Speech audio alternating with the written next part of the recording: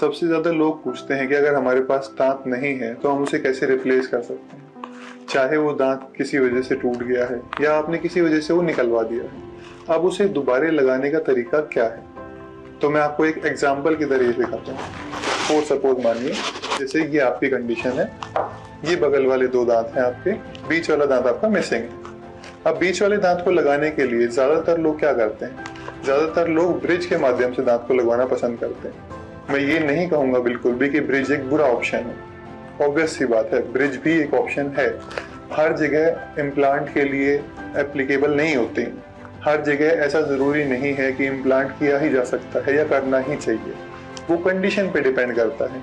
लेकिन हाँ, अगर हम कंपैरिजन करें तो इम्प्लांट एक बहुत बेहतर विकल्प है ब्रिज के कंपैरिजन में।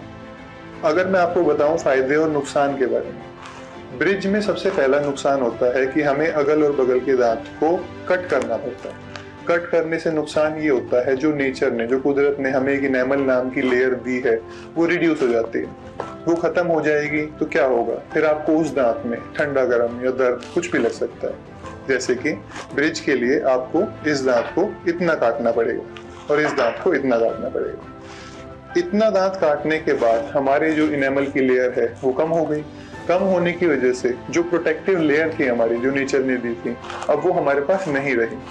हम ब्रिज को लगाने के बाद ये सोचते हैं कि जो हमारा मिसिंग दांत था वो तो हमें मिल गया, और ये आसान तरीका भी, लेकिन इसकी वजह से जो नुकसान आपने अच्छे दांतों का किया वो कभी भी वापस नहीं हो सकता। अगर हम कंपैरिजन करें कि बेहतर विकल्प क्या है, हमें अपने दांत नहीं कटवाने हैं और हमें हमारा मिसिंग दांत भी वापस चाहिए, तो उसके लिए सबसे बेहतर विकल्प है इम्प्लांट। अब इम्प्लांट में क्या करते हैं, कैसे करते हैं, आपके बहुत सारे सवालों में मैं एक एक करके सबके जवाब दूंगा। इम्प्लांट एक ऐसा तरीका है जिसमें कि आपको जो दांत गायब है सिर्फ वही दांत आपको वापस दिया जाता है। इम्प्लांट बहुत तरीके के होते हैं। सबसे पहले मैं आपको ये बता दूं इम्प्लांट होता क्या है।